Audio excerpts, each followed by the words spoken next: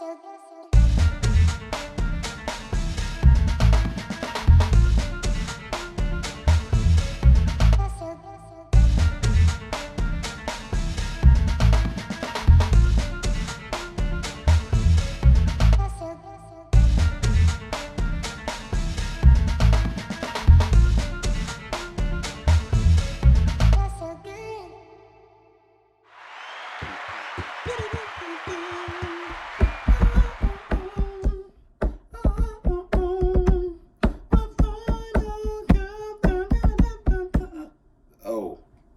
my bad. It was recording. What up, y'all? Yeah. Welcome to the Life Grooming Podcast. Hey, this is it.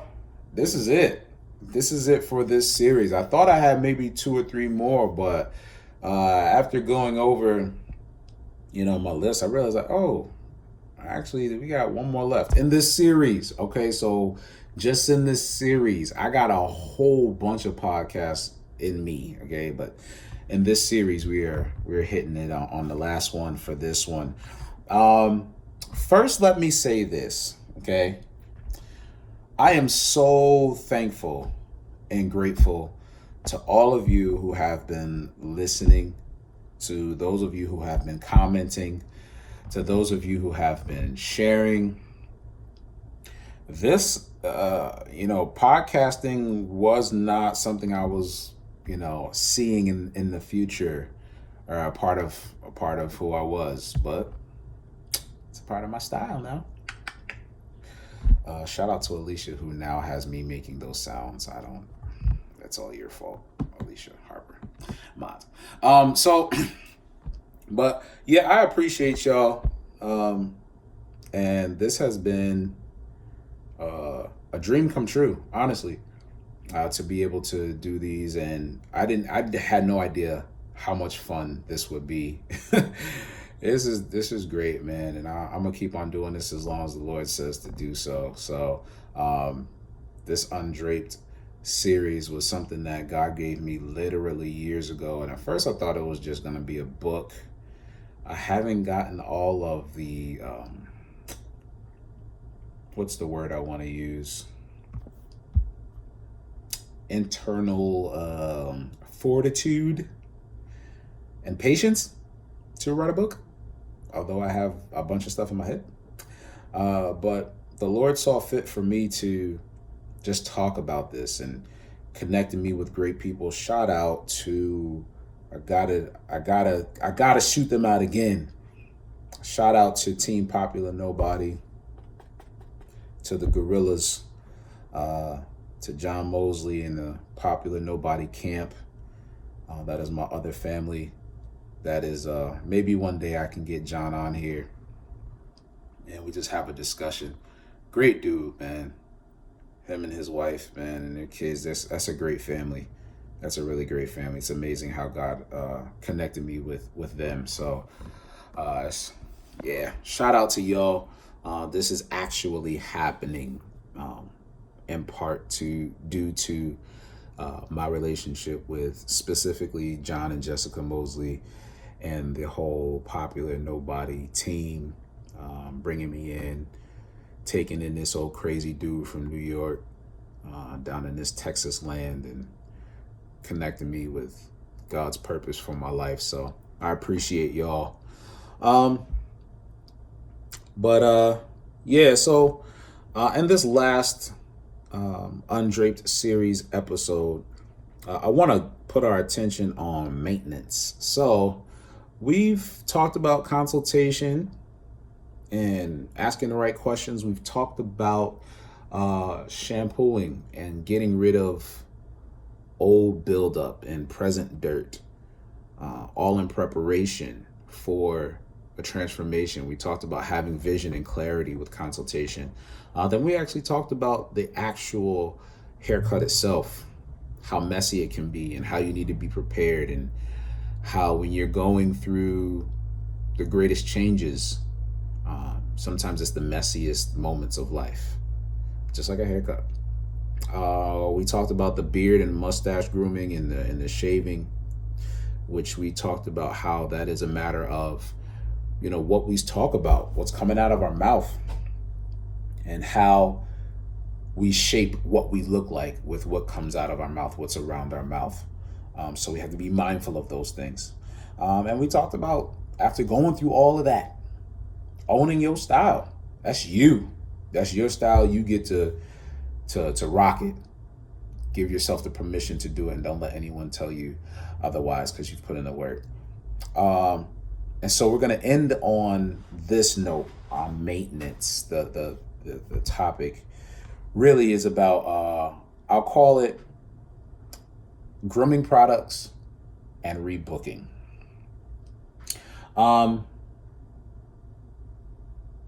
When you're, at the shop or the salon, you're getting your services done.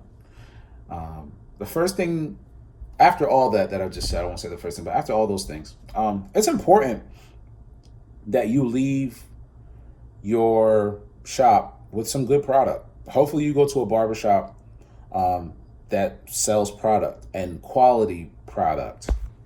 No shade to the big box stores, but they don't always have the greatest products in there. Every now and again, you can find some, like, no doubt. I went into Walmart one time and I found some really good stuff, but it was like on the bottom shelf. And there are certain ways that you can find certain things, but I'm not going to give you all that inside scoop. I'm going to tell you to support your small businesses that are selling products in their shops. And to you small businesses, make sure you have product knowledge. Make sure you know how to use it. And if you don't, hit me up, because I do classes. All right. But yeah, it's important that you leave the shop with good products to support the transformation in the style, to know how to use them. Sometimes people will be like, oh, this product doesn't work for my hair. In most cases, it's not that it doesn't work for your hair. In most cases, you're not using it right. It's formulated a certain way, that it has to be used at a certain timing. For example, there's a lot of guys who want to soften their beard. So they'll buy beard oil to do that. And, it advertises, soften the scruff or whatever marketing terms they use. But what they don't realize is, if you put beard oil on top of a dry beard, the only thing you're doing is putting oil on top of a dry beard. You're not softening it at all, especially if you got an old fire starter like mine. All right, you got to open the cuticles up. So if you're going to use beard oil to soften your beard and not just get oil on your beard and then mess up your shirt in the middle of the day, then you got to get a hot towel, soften your beard up, or right after a hot shower, put oil in your beard while your beard is still damp and soft from the heat of the water. Put it in and work it in and let it air dry, or blow dry it on low heat so that you drive the oil deeper into the cuticle. That's it. That's enough. If you want more, come sign up and become a student. All right. But it'll change your life. But it's like that. You're using products. If you don't know how to use them, then you're not going to get the best out of the grooming products. And after you've done all this transformation and changing in your life, and you've even given yourself a permission to be the new you, if you don't put the right system around you to maintain this newness, guess what? You could find yourself stuck and not being able to take advantage of the new style. And then now you just have this unkept looking newness, which in all essence is going to be very similar, or maybe even drive you back to what you used to look like or who you used to be. So it's important that you're choosing people, places, and things that maintain the new you, people, places, and things that work for you, and staying away from people, places, and things that do not work for you. Okay? A good styling product is a product that's going to work for you, that's going to maintain, that'll last, that does not require a whole lot of product. And the reason why that's good is because you want it to last longer. You know, if there's one thing about, we had this product at the school. It's called Dry Paste. And it's probably one of my favorite grooming products. But when used properly, I literally could use like just enough to cover that part of my nail right there. I could use that on a full head of hair, and it does its job, which means that this bucket that you might pay $18 to $20 for becomes of greater value. Because when you're used to shopping for products in big box places or in general places, you get used to paying $3 or $4 or $5, maybe even $6 for a product. As it gets closer to $10, you're like, ooh, that's kind of a little pricey. Like, where's the clearance?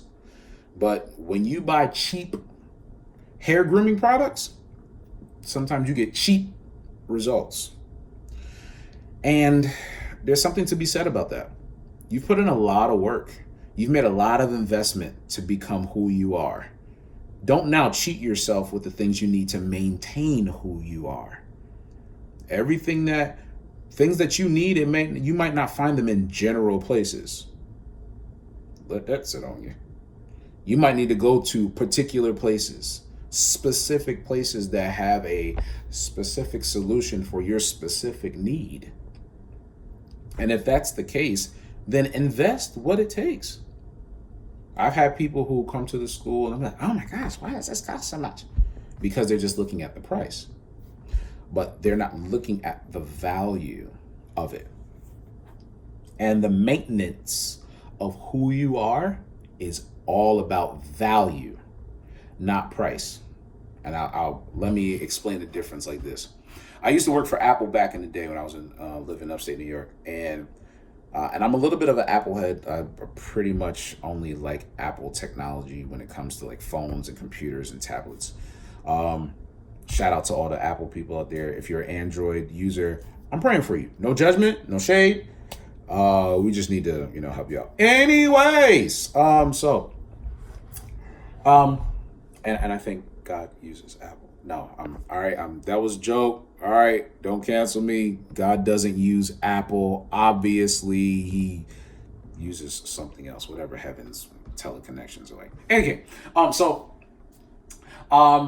when I worked for Apple, we used to have to watch the keynotes, and the keynotes are when they do these big presentations of new products and yada yada yada. So here's something that Apple does, and they do it better than anybody I've ever seen it. And this isn't like a pro Apple, anti-Android type of thing. It's like literally, I don't know any company who does it as great as Apple for this. And Apple's keynotes, whenever they're about to unveil a new product, whether it be a laptop, a phone, a watch, a computer, whatever it is, the first thing they do is they talk about the old product. And they talk about the successes of the product.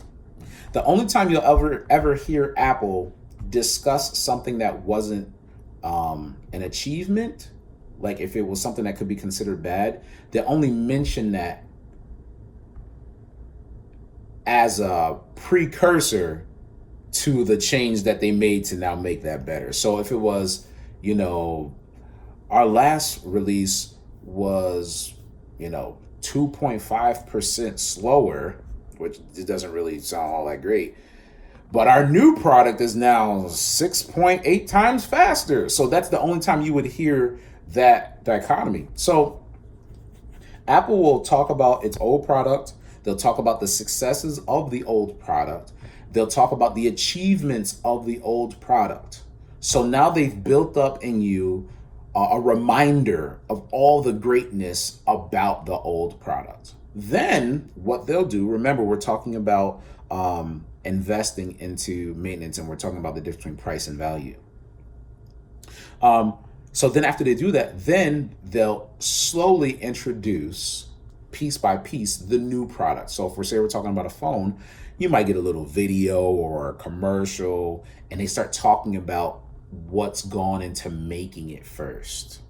The materials, how well it recycles, the new weight of it. It's not as heavy. I mean, you went from that size to that size. Okay. But it matters to some people. So there's that. Then they'll talk about its performance. And when they talk about the performance, they'll talk about how the new phone outperforms the old phone. Mind you, we've already put in your mind that the old phone was great. Now we're going to give you this new product that's even greater than the old great one. After they do that, right? We've gone through all the benefits. Then we talk about the bells and the whistles. And the very last thing they talk about is when it's accessible and how much it costs. Go back and watch any Apple keynote. I promise you, they're going to talk about the price at the end, but they will spend more time on the value. This is why when they say, yeah, this will be available tomorrow for the price of 6 kidneys, even though you only have 2, people are like, I gotta go get it. There's nothing wrong with my phone by any means, but I gotta find 6 kidneys. Hey, do you need your kidney? Because I want to get this phone.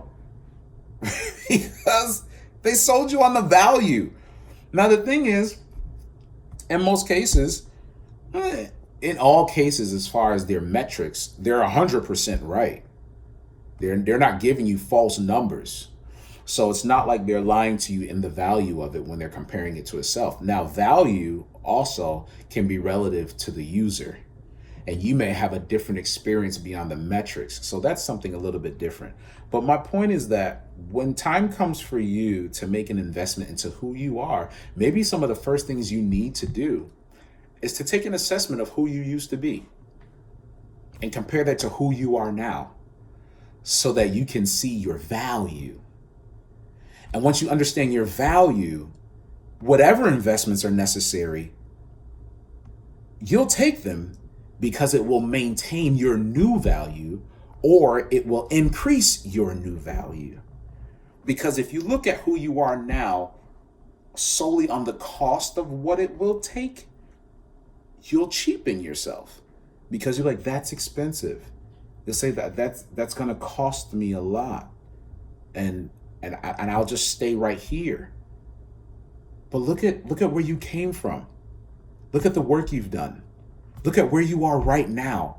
Look at the difference between the two and look at where you want to go. It's not about the price of what it's going to take to maintain the new you. It's about the value of maintaining and growing the new you. And your value should always be upfront. Your value should always be greater in your perspective, not the cost. Because when you recognize value, sometimes you can see that you've overpaid for some things, that it should not have cost you what it costs you. And if you value yourself appropriately, you'll always go for the right price. So when we're talking about grooming products, make sure you invest based off of the value of who you are. Last thing I want to give you is rebooking. When we look at rebooking in the barbershop world, we're looking at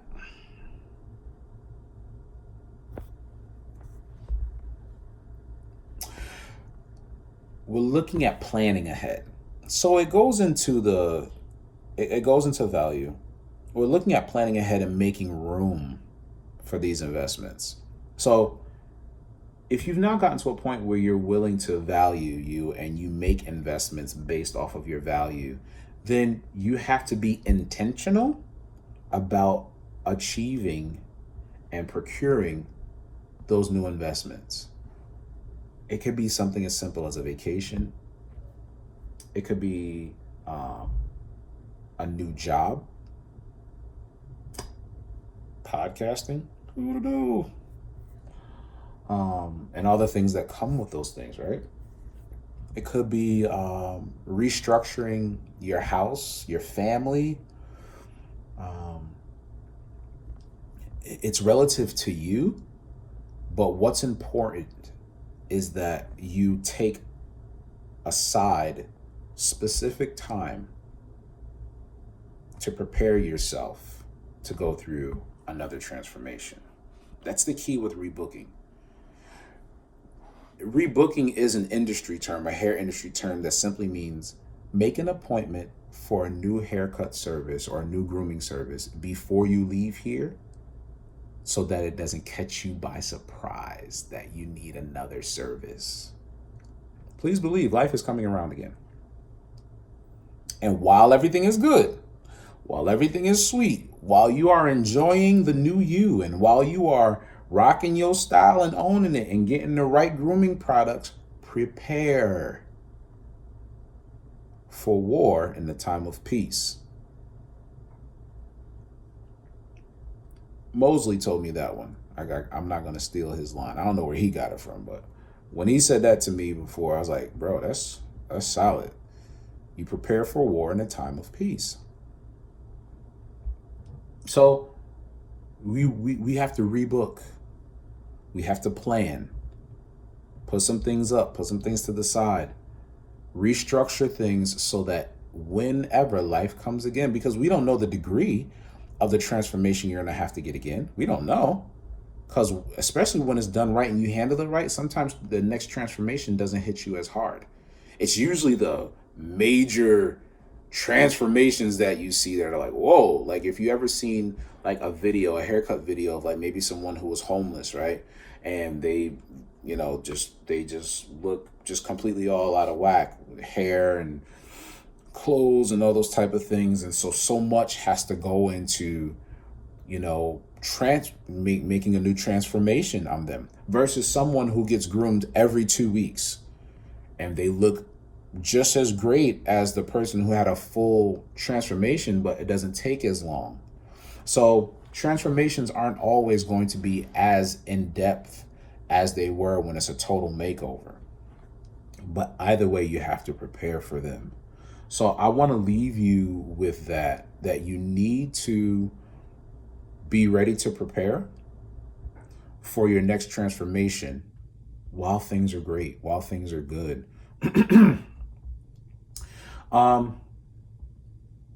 And a lot of that, just taking this a little bit more personal, I know that, in my life experiences, preparation was a lot of my shortcomings because of how I thought.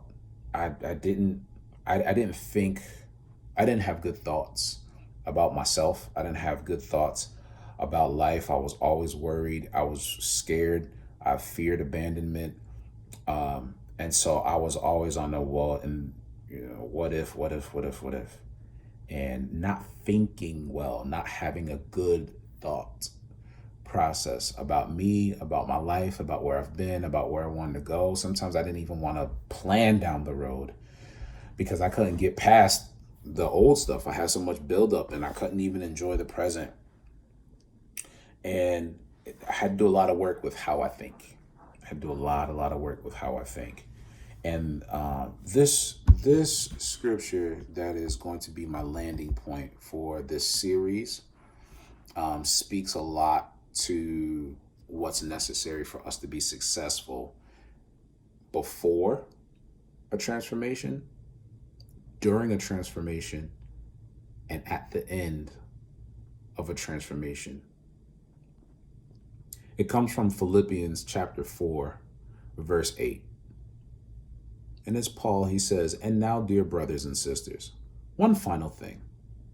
Fix your thoughts on what is true and honorable and right and pure and lovely and admirable.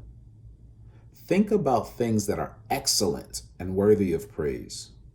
Verse 9, "Keep putting into practice all you learned and received from me, everything you heard from me and saw me doing.